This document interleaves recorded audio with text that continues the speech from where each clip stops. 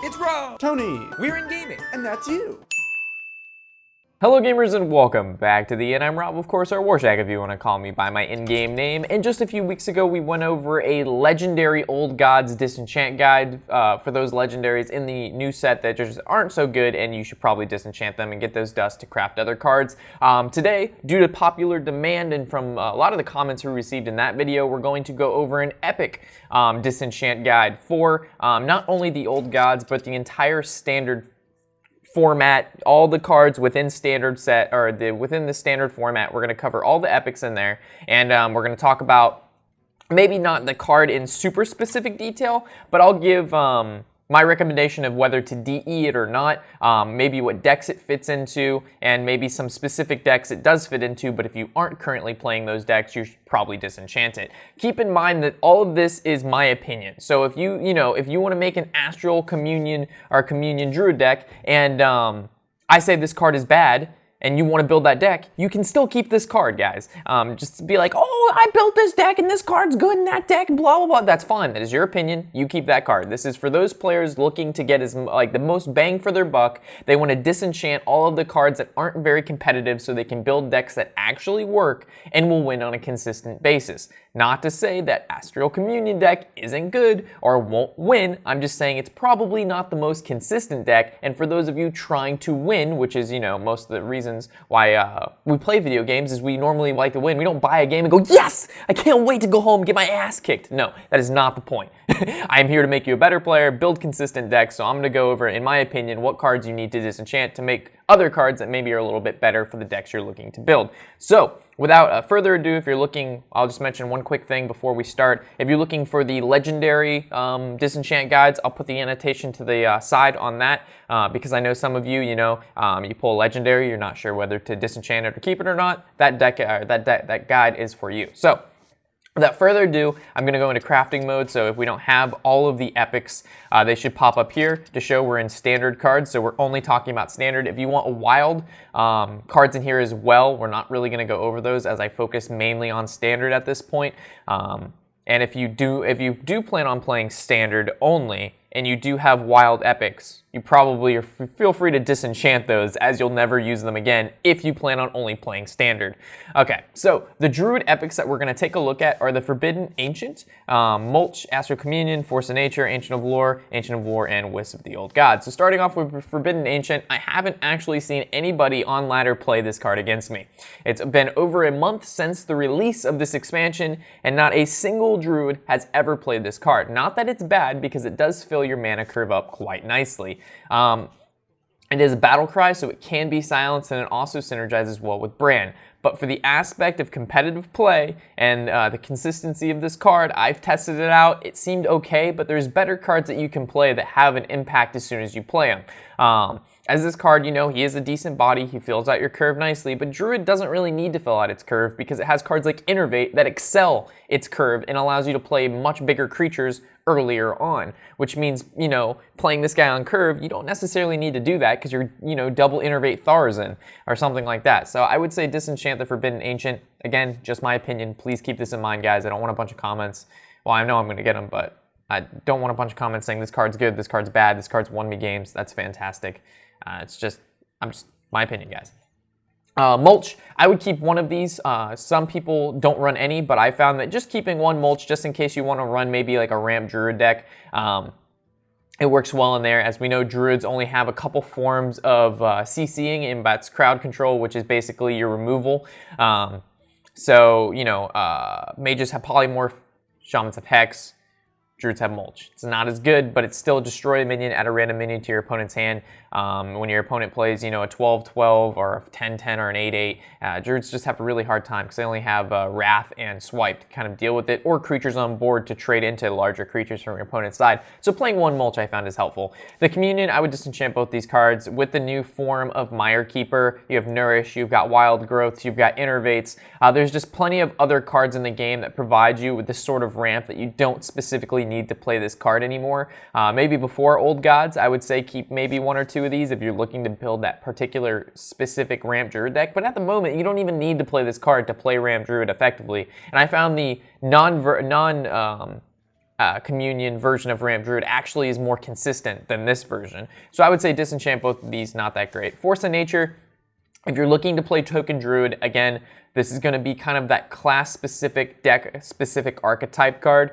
I would say if it wasn't nerfed, you would want to keep it because that mid-range Druid back in the day before Whispers of the Old Gods was insane. Tier 1 deck. It's no longer a Tier 1 deck. Force of Nature is no longer that great. It's still a decent card, don't get me wrong, if you're playing Token Druid. If you have no intention of playing Token Druid, you can Disenchant Force of Nature.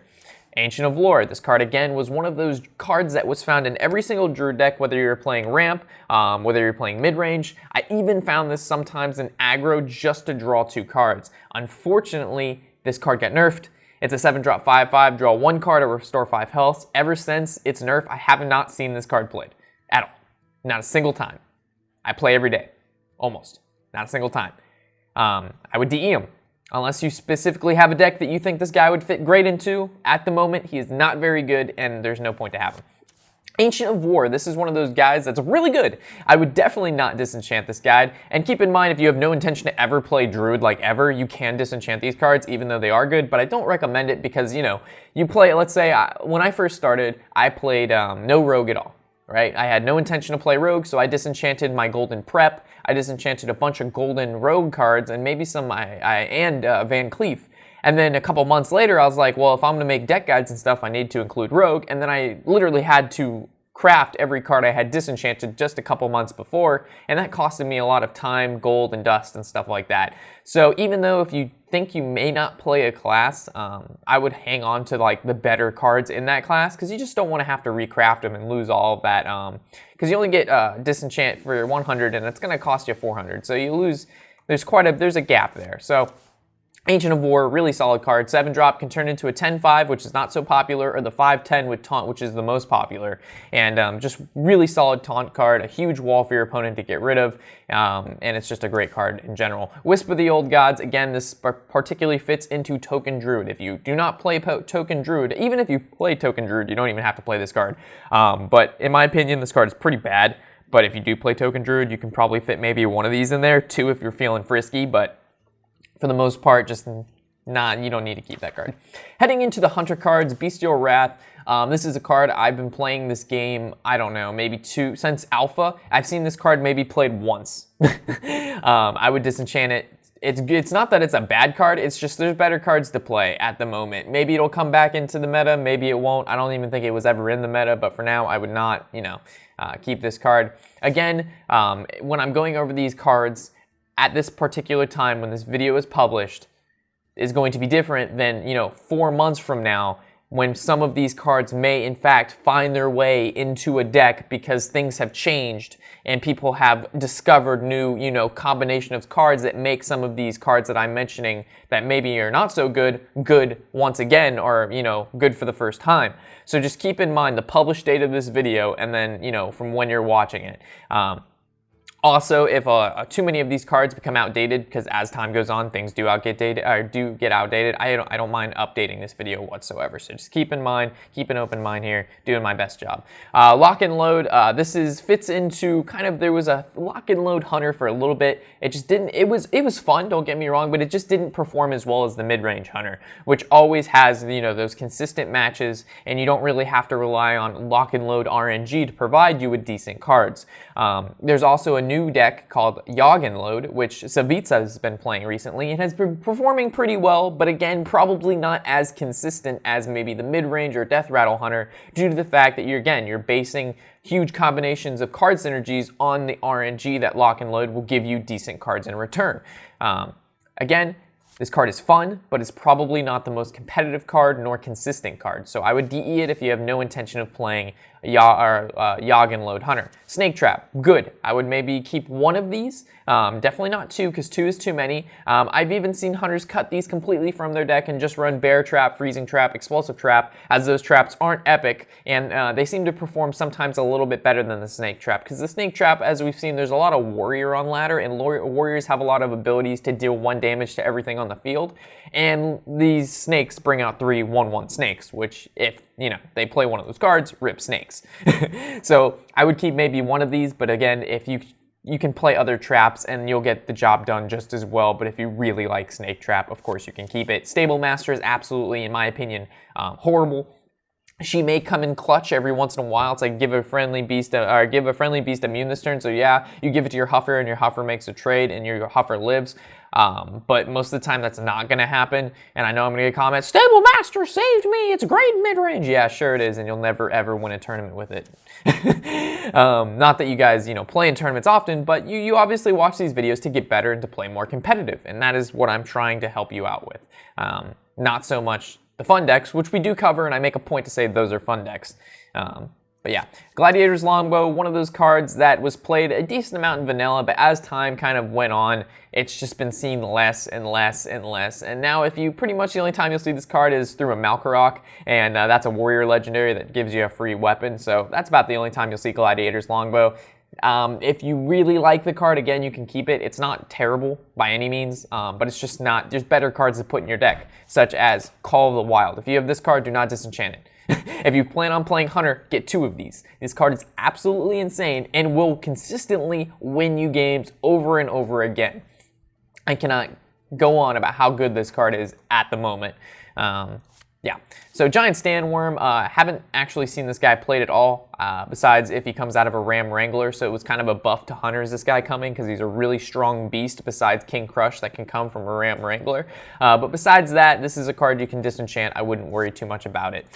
Heading on to the Mage, Forbidden Flame, really nice card, works well in Tempo Warrior, works well in Tempo Mage, works well in Control Mage. Normally 2 of these is a bit too much. I've seen most of the time people run 1 of these, but if you really like the card, of course you can run 2, but most of the time you only need 1, so if you have 2, you can disenchant 1. Arcane Blast, this card wasn't very popular when it first came out, but as more and more cards for the Mage have come out that say plus spell power, especially I think it's called the Cult Sorcerer. It's a 2-drop, 3/2.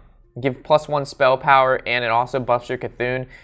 That card, or any spell power card in combination with Arcane Blast, allows you to pay 1 mana to deal essentially 4 damage, and if you have 2 of them out, it'll do 6 damage. So this card has seen a lot of play. In my Tempo Mage, I actually don't run Arcane Blast due to the fact it can't go face. But it's a good card nonetheless. It's just a different kind of style of play. So I would definitely try Arcane Blast out and don't disenchant it at first. If you like it, you can keep it. And if you just don't like that version of Tempo Mage with Arcane Blast, it's a good, it's an epic that you can disenchant.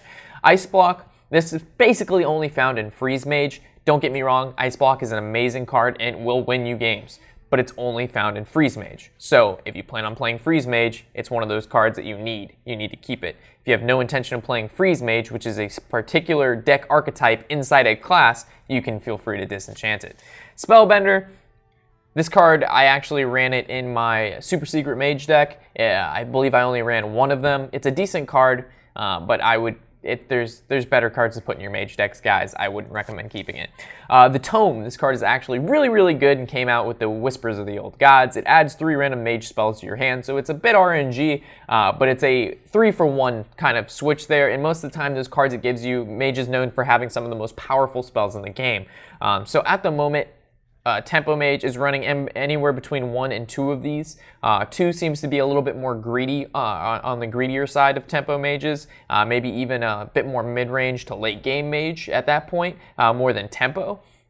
But definitely at least 1 in most Mage decks. So if you have 1, keep it. Definitely don't disenchant it. If you have 2, you can keep 2, put it in your deck, see how it runs. But if you find it a little bit too clunky because it is having a 5-drop that doesn't really impact the field, it's more of a value card, you can maybe disenchant 1. But I would recommend definitely keeping it and keeping, not doing, well, I don't even know what the fuck I'm saying anymore. Anyway. Caldera Drake. It's a 6-drop, 6/6. You can use your hero power any number of times.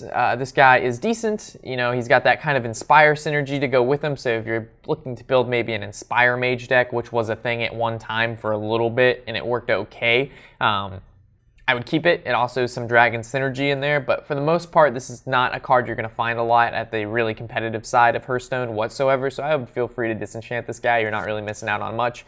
Pyroblast, this is one of those cards that's really cool. In my opinion, it's 10 mana for 10 damage. A lot of people don't expect it, so if you have 2, definitely disenchant 1. 2 Pyroblasts in the deck is way too many.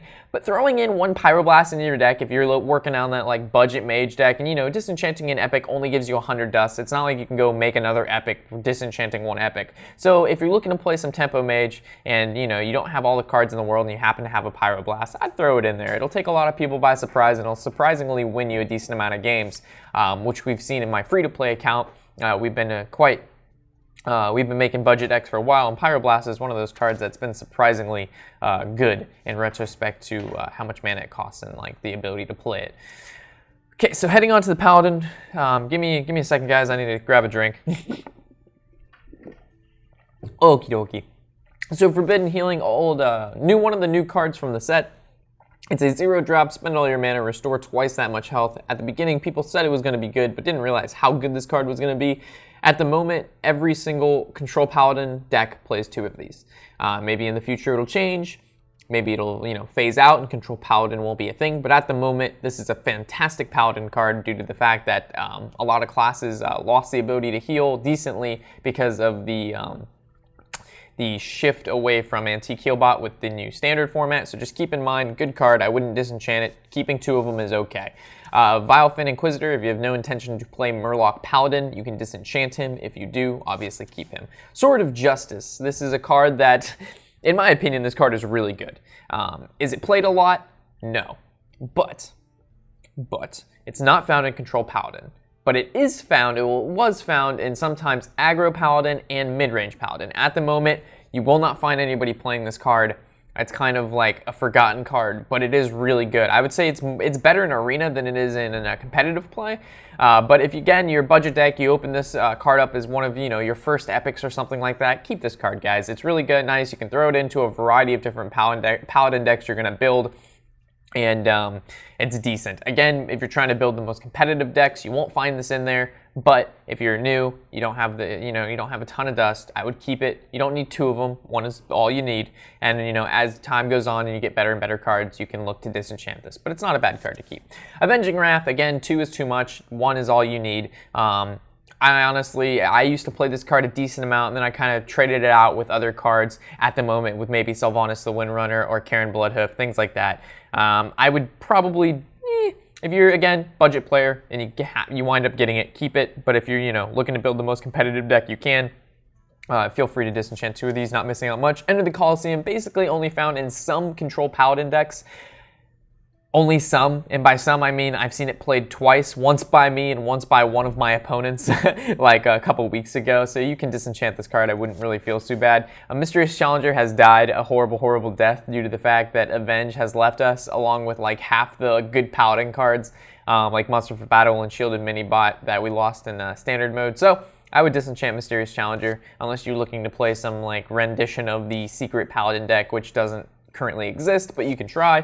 Lay on Hands, depending on whether you're going to be playing Control Paladin or not, you can run 1 or 2. I found 1 is the sweet spot. Running 2 of these guys is a little bit too much. But definitely, if you have 2, you can disenchant 1, but do not disenchant your last one. Keep 1 Lay on Hands for sure. Looking into the Priest, Forbidden Shaping, not played a ton. It was actually played a little bit though at there was a tournament the past couple weeks, and I've seen a couple people play it here and there. It's decent. Again, it's one of those cards that rely heavily on RNG, as the card it summons you is random.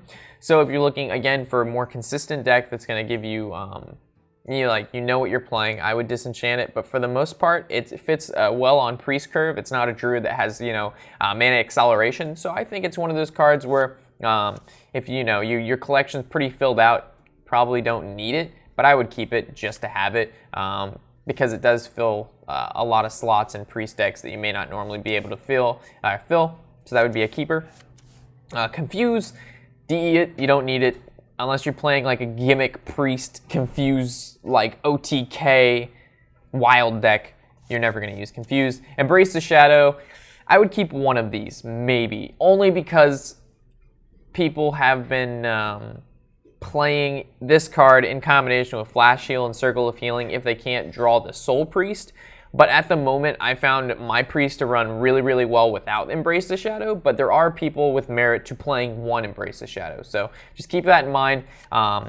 If you don't play priest, of course, you can disenchant any of these cards, but for the most part, maybe keep one Embrace the Shadow if you're a very avid priest player and you want to test it out, but you don't really need it if you really need the dust. Shadow Fiend is this card. I can't remember the last time someone's played it. It's just not very good, and definitely disenchant this card. Shadow form only found in one particular deck that is semi-consistent, and that's Reno Shadow Priest, and it was made by Kibler, and people were going crazy over it, saying how good it is. The deck is okay. It's not that great. I mean, just because a streamer highlights his best games and puts that online and says, wow, this deck is really good. It's like, yeah, if you take out 10 games out of 100 games, and those 10 games you did really well, I'm sure the deck looks amazing. But in, like, actuality, the deck's probably, you know, it's good, but it's not as good as it makes it seem. So disenchant this if you have no intention of playing Shadow Priest Reno, which is, you know, not really that popular of a deck. Mind Games, again, one of those RNG cards. In my opinion, it can be disenchanted without you having to worry about much. But again, if you're a budget player, you've only opened up 20 packs, and you've gotten one or two of these epics, you can throw them in your decks until you find replacements for them. Or if you know you need that 100 dust to craft your next legendary, you know, some of these are good choices. Like Mind Games, you can go without, not a big deal. Cabal Shadow Priest, though, do not disenchant this bitch. She is amazing. You can run two of her in any priest deck, and you'll be okay. There's never a bad time that you'll be like, oh man, I drew the Cabal Shadow Priest, unless you draw like two of them in your opening hand. Then that's just sad. But for the most part, this card is really, really nice. I'm actually running two of her in every single priest deck I'm playing due to the popularity of 2-attack creatures, whether it's a Totem Golem, Tunnel Trog, Frothing Berserker, the new 4-drop Taunt Warrior card that's a 2/6. That's Totem, oh no, not Totem Golem. I'm totally sorry. I don't know why I said Totem Golem. I meant to say Feral Spirits. That's what came to mind. And like I mentioned, Frothing Berserker. Yeah, sorry about the Totem Golem, guys. I know I'm going to get comments like, Totem Golem's a 3-attack, but we fixed it like 20 seconds later, but people don't pay attention to that. All right, heading into Rogue Prep. Again, like I mentioned in the story I had told earlier about me, you know, I had the intention to never play Rogue ever, and then I disenchanted it, and then I had to re-enchant all of the cards that I had disenchanted earlier for that loss of dust. So for the most part, Prep is an amazing Rogue card. Do not disenchant this card. But again, if you have no intention of playing Rogue ever, like I said, you can disenchant it. But it's one of those cards that is in every single Rogue deck. Patient Assassin is just horrible. I mean, it's good if you get him out of like a Shredder or something, but he's never going to be a card you're just going to casually play. Beneath the Grounds is the same thing. RNG card, pretty inconsistent, and by the time these 4/4s start popping out, it's just not good. I'm not even going to go over it. Poison Blade is bad. You can disenchant this without worry. Shadowcaster, this is a card that was actually seen a lot when the Old Gods was released. A lot of people were playing it. You can use it on your Azure Drake, Ragnaros, Defender of Argus. There's a variety of cards in which this is a fantastic kind of synergy card that'll allow you to generate a lot of value. Depending on the rogue deck you're playing, you can run 2, you can run 1, or you can run none. There's the possibility of doing all of that, and your rogue deck won't necessarily suffer in how good it is. It's just the different decks, and they play differently, and depending on how good you are with that particular version of the deck is how well the deck is going to perform overall, obviously. So you can disenchant her, not a big deal. But if you're looking to play the specific rogue deck that she's found in, you're more than welcome to do so. Kidnapper, you can disenchant this card. I wouldn't worry about it. Blade of Cthulhu, some people were running this. There's actually merit to playing Cthulhu Rogue, as a few people. First of all, it takes people off guard. Don't get me wrong. You play Cthulhu Rogue, people are, what the hell is this? They don't know what's in your deck. They don't know what to expect. So if you're planning to play Cthulhu Rogue, you can play 1 Blade of Cthulhu. 2 is too much, but 1 I think is okay.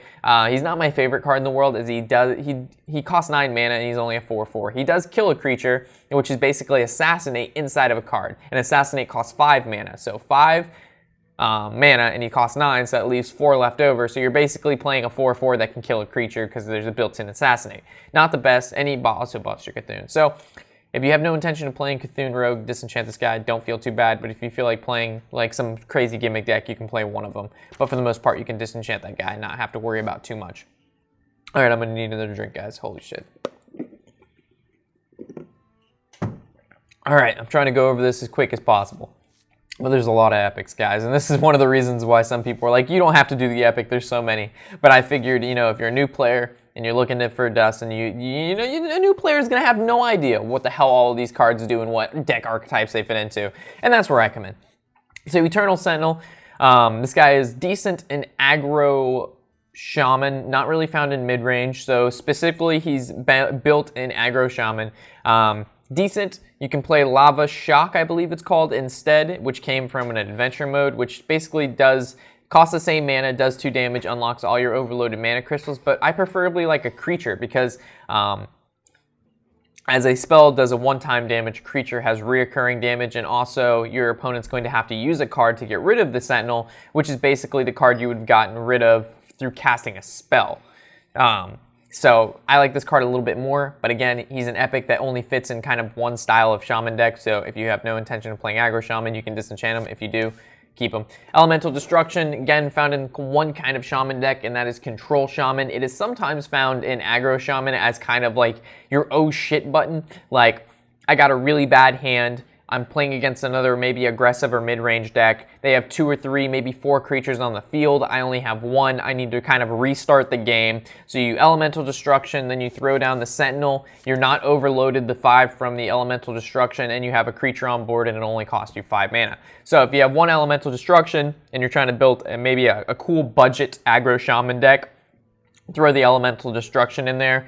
If you can't afford Elemental Destruction, Lightning Storm does the same thing, but Elemental Destruction is a little bit cooler, and a lot of people don't expect it. Farsight.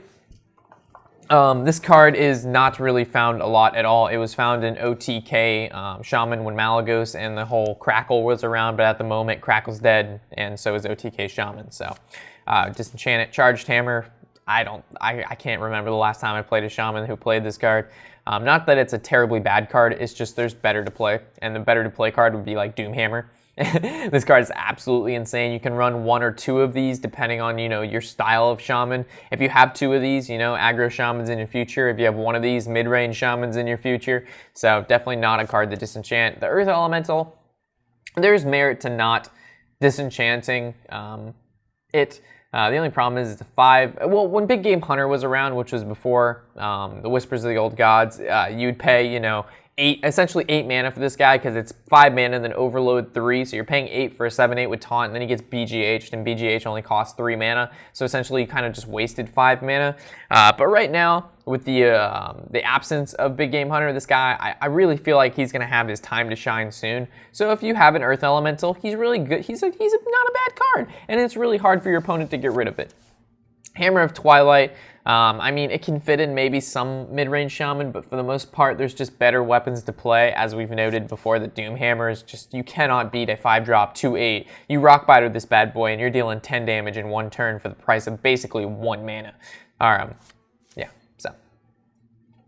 You can disenchant your Hammer of Twilight, not that great. Alright, heading into the Warlock epics. Renounced Darkness is one of those cards, again, found in basically gimmick Warlock decks. I haven't really found a competitive Renounced Darkness deck, nor played against one on ladder. And if I were to play against one on ladder, I don't think I would lose, based on the fact that it's just all random. You know, you could get a crazy hand, you get all Tyrians if you get the Paladin class, or you could just get all, you know, Stone Tusk Boars if you're playing a Hunter. So, gimmick, it's found in gimmick Warlock decks. If you have no intention of playing gimmick Warlock, he's there. For some reason, I didn't realize Dreadsteed was standard. That's interesting. Or in standard format. Anyway, Dreadsteed, so disenchant your Renounced Darkness if you have no intention of, like I mentioned, playing that gimmick deck. The Dreadsteed was found in sometimes Reno Warlock with Baron, and he pulled off a really cool combo with him. He was also found in some Dreadsteed decks that performed fairly well. Again, probably not the most consistent and was not found in tournaments, so you can disenchant this guy if you want to, unless you have some specific deck you think Dreadsteed would be fantastic for, but, you know, at the moment, there's nothing out there that really needs him. Pit Lord, maybe he was played in vanilla Hearthstone, but at the moment, I don't know. You can just disenchant him, not a big deal. If you're, depending on what kind of Reno deck you're playing, or maybe Control Warlock, you can keep 1 Bane of Doom. One, not 2. 2 is too much. 1 Bane of Doom will not treat you bad. It was actually, I played this card in my Reno Warlock and hit Legend a few seasons ago. Getting, Lord Jaraxxus or Mal'Ganis out of it was a game changer, but at the moment there's no more Mal'Ganis, which is kind of sad because that card was absolutely insane. So it kind of made Bane of Doom a little bit worse by, Mal'Ganis being taken away from the pool of creatures you can generate from this, but it's still decent to play one of them. Dark Bargain is horrible, as you can see here. I disenchanted mine. Twisting Nether. One of these is fine. Two is too many. So if you have one, disenchant it. If you have two, disenchant one. If you have one, keep it. It's just an 8-drop, clear everything. Doom is horrible. You can disenchant it. And when I say the card is horrible, you look at Doom, you're like, wow, destroy all minions, draw a card for each. And then Twisting Nether is just destroy all minions. First of all, this is 2 mana cheaper. Playing a 10 mana card and doing nothing else that turn is really, really bad. Also, by the time you have 10 mana, depending on what deck you're playing against, most of the time games that last to, turn 10 are either really late game mid-range decks or control decks. If you're playing against a control deck like Control Warrior, you drawing cards and hitting fatigue faster than your opponent is not the best thing. So Twisting Nether is, in my opinion, far superior to Doom. Heading into the Warrior epics, we got Shield Slam, which is an amazing card. Definitely do not disenchant it. Blood Warriors haven't really found a deck where this fits into, so definitely, like I mentioned, keep Shield Slam. When I say a card is good and then I move on, that means keep 2. Blood Warriors haven't really found a deck that this fits into great yet. Some people said Patron Warrior, oh my god, it'd be so good. I haven't actually played against a single person who has played Blood Warriors in competitive play. And for those of you unfamiliar with the end, we make a road to legend. We hit legend basically every season, unless I have, it's like finals week and I haven't had a ton of time. Then we get to rank 1 or 2. But most of the time we hit legend without really any issue, and then we kind of make deck guides from there. So if you're wondering who's this guy, should I even believe him? I mean, take it for who I am. I've been to legend. You know what I mean? I think I know a thing or two sometimes. The Alpha, he's a 4-drop, 5/3, also damages the minions next to whoever he attacks. I think this minion is really, really cool and maybe has some potential in the future, but at the moment he is not played at all. Again, have not seen this guy. Maybe if he was some sort of class, if he was a pirate of some sorts, maybe we get some pirate synergy in here, but at the moment he's not, and I don't think he ever will be a pirate. So you can disenchant him, not feel too bad. Brawl, and you're basically your warrior's field clear. It only costs 5 mana. It's really nice, and it'll definitely change games. So keep 2 of them. Tentacles for arms. Some people were saying how this was going to be the next generation of Control Warrior. I haven't seen it. Unless you get this guy out of like a Malkarok or something like that, I don't think there's a necessary. You don't need this card.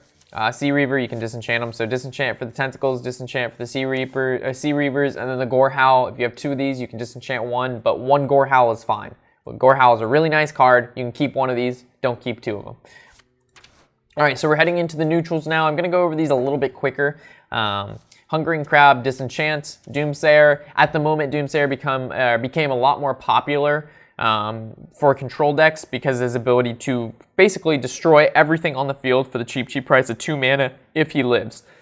And it also buys you a turn, so let's say your opponent has nothing on the field, you play Doomsayer, the next turn you have initiative once again. So there's merit to keeping your Doomsayers. Personally, I would, because they fit in a lot of control decks at the moment. But as they phase out, maybe you can disenchant them later. But at the moment, Doomsayer is a pretty good epic to keep.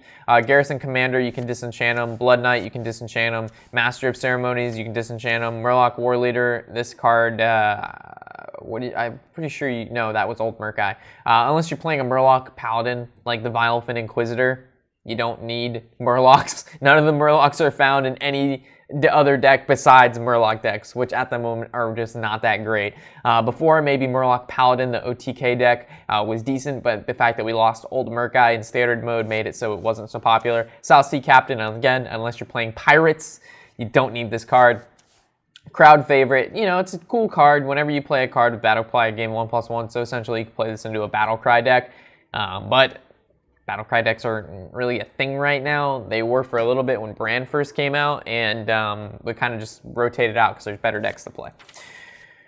The Horror, some people said he's really good, some people say he's really bad, sometimes he comes in clutch, but for the most part, there's better epics to play in your deck besides this guy, so I would disenchant him. The Faceless Shambler, this guy, it was surprising to me because I found one guy on ladder, he was playing a Handlock, and he played the turn 4 Mountain Giant, and then he played a turn 5 Faceless Shambler, and he had 2 8/8s on the field. So it kind of took the place of a Molten Giant, but the problem is you already have to have a creature on the board for this guy to copy, instead of it having the stats on its own. And it has to be a friendly minion it copies, not any minion. So there's merit to playing him maybe in Handlock and maybe just one of them, but for most of us, you can disenchant him, don't have to worry about it. Twilight Guardian is a card you definitely want to keep, fits in every single, in my opinion, every single dragon deck, and he's really, really solid, so you can keep 2 of these, not a big deal. The Twilight Summoner, he can fit into Death Rattle decks. You've probably seen this card a little bit, or a decent amount on ladder in the Zoth decks. I find he's a little bit too slow, in my opinion, because you spend turn 4 playing a 1/1, and then basically your opponent can trade into him with like a lower creature and then use a spell to get rid of the 5/5. So he's just a decently slow card. 2 of them is too many. Maybe one of them's fine. I personally don't play him in any of my Death Rattle decks, but, you know, he works out sometimes for some people. Big Game Hunter, I would keep maybe one of these guys. Not that he's played a ton now that he got nerfed, because now he costs 5 mana instead of that 3. But he's still a card that can definitely change this way of a game extremely quickly, or extremely fast, because you can use him on a rag, and then that still left your opponent using 3 extra mana, and you still got a 4/2 body on board. So, decent card, keep one of these guys. The Crazed Worshipper, I found that this guy he's decent. Most of the time when you play him, you'll get a decent amount of value, but you don't play 2 of them unless you really, really want to. I think 1 is fine, and he's mostly found maybe in 1 in Cthulhu Warrior. That's about it. Maybe Cthulhu Rogue, depending on the meta. But you don't need to play him in Druid, because Druid has Druid of the Claw, which is a 5-drop 4/6 with Taunt. And there's already a decent amount of Druid cards that buff Cthulhu. You don't need this guy to be your Cthulhu buffer, because you have Dark Arbicoa or something like that. The Dark Spear, swap the stats with a friendly minion. This card, in my opinion, is just shitty. You don't need this card at all. Disenchant, again, one of those cards that really has a nice ability, works well in maybe Priest and or Shaman, but not a card you're going to see a lot of, and by a lot of, I probably mean none. And he also probably works well in Paladin too, but not gonna, you can disenchant him. I wouldn't really worry about it, but you can keep him too if you really like the card. I mean, he's not bad by any means. He's just not the most competitive card in the world. Faceless Manipulator, keep one of these guys. He's found in a lot of OTK decks. And he's not bad on his own. 2 is too many. 1 is just enough. Nor Sea Witch, unless you're playing Ramp Druid, and you can get about playing Ramp Druid without the Sea Witch, that's fine too, but you really don't need her. The Recruiter, disenchant. The Doomsayer, disenchant. The Ancient Harbinger, you disenchant. Grand Crusader, she's decent. Again, one of those cards where if you're playing, you know, a budget mid-range Paladin or a budget, you know, anything Paladin. Why do I say Paladin? I was thinking, because she gives you a Paladin card doesn't make this a Paladin card. She's decent, don't get me wrong. You can get a Lay on Hands, you can get a Blessing as a King, you can get Truce over Weapon, things like that. So she's not terrible. So I'd keep her if you want, but again, she's not found in most competitive decks, so you can get rid of her. The Kodo Rider is a decent card in my opinion, and it fits well in a lot of control decks. Not that you'll find a lot of people playing Kodo Rider in their control decks, but as a, you know, you're new to Hearthstone, you only open up 20 packs, you get Kodo Rider in one of those 20 packs, you can throw him into almost any deck as he is a neutral. And most decks use your hero ability quite often. I can't think of a class that using your hero ability isn't, you know, something you do every single game. So you're going to get value out of this guy on turn 8. You throw him down on turn 8, and you basically made a 6/10 in stats for 8 mana, and you have the ability to keep making those if he lives. So not that bad. 2, probably too much. 1 of them's fine. But again, both of these cards, the Grand Crusader and the Kodo Rider, aren't bad. So keep that in mind. Scaled Nightmare, my opinion, it's trash. I would disenchant both of them if you had them, but if you're planning on running a specific dragon deck that, you know, scales decently, you can go ahead and keep them, but in my opinion, you can disenchant Scaled Nightmare and not have to think twice. Spell Eater, I'd disenchant him. I wouldn't think twice. The Blood of the Ancient one, as you see, I don't even have it, so I would disenchant it. Frost Giant is an interesting card. It was found in Echo Mage quite a bit, sometimes found in Handlock, because Handlock is known for using their hero power quite often. But for the most part, besides if you're not playing those 2 specific decks, and even with those 2 specific decks, I would say Echo Mage, you definitely need to play Frost Giant. But for Handlock, you don't really need it, so I'd disenchant it. Sea Giant, this is a card basically only found in Zoo Warlock at the moment, so it's one of those cards that fits into a very specific class, and not only a class, but a specific deck archetype within that class. So I would definitely keep, I'd keep 1, maybe. Yeah, you can. Yeah, you can keep. It's up to you guys. It all depends on kind of what zoo deck you're trying to run. At the moment, I think I play 1 Sea Giant in my zoo deck. So yeah. The Molten Giant, or the Mountain Giant, I should start off with. I accidentally said Molten because that's our next card. But the Mountain Giant is a good card to play in Handlock. It is basically the only deck you'll play this card in at the moment. Again, he may find some, you know, value later, but he was found in, well, I think Molten Giant was found more in Echo Mage, as you could play him for free. But I've seen some Echo Mages play the Mountain Giant due to their large hand, but for the most part, you don't need the Mountain Giant. He's only played maybe 1 or 2 decks, so disenchant him, you won't really worry about him unless you're playing Handlock. The Molten Giant, before I would say keep maybe 1 or 2 of these for Reno and stuff like that. And but now that they nerfed him, he costs 25 mana instead of 20. And the reason you're like, oh my god, you could never play him, he costs 25 mana. He says he costs 1 less for each damage your hero has taken, which means, you know, you have to be at 5 HP to play him for free. Which is, if you're at 5 HP and you play this guy, you're most likely going to die the next turn unless you have, you know, Reno Jackson or a huge quantity of taunts on the board. So one of those cards you can disenchant now that it's been nerfed, just like the Ancient of Lore. That you wouldn't have to worry about so much anymore. So that wraps up our epic disenchant guide for every single epic, again in the standard format. I looked at only standard cards. I did not include wild cards because if you're playing standard and you're looking for dust and you have no intention of playing wild, you can disenchant essentially every single wild card you have and it won't impact you whatsoever because you can't play those cards in standard. If you're playing wild and you're wondering, hey, what cards should I disenchant in wild? You can go back to our previous disenchant guides that we did while wild was the format everybody played, and then that will kind of still stick for what you're looking for. So again, I always look forward to reading your comments. Hopefully I didn't miss anything. I believe we covered everything we needed to cover. I know this was 43 minutes-ish long, but there was a lot of epics to cover, and I kind of wanted to give reasoning behind each one and why it works and what decks, you know, it does or does not work in. Also, if you feel like leaving any comment section below mentioning what kind of tip or guide you'd like to see next, that'd be great, as I make these kind of guides for you guys based on what you guys tell me you want me to make. So always interested to see what you guys have to write about that stuff. As always, guys, I'm Warshack, and happy whatever the hell day it is.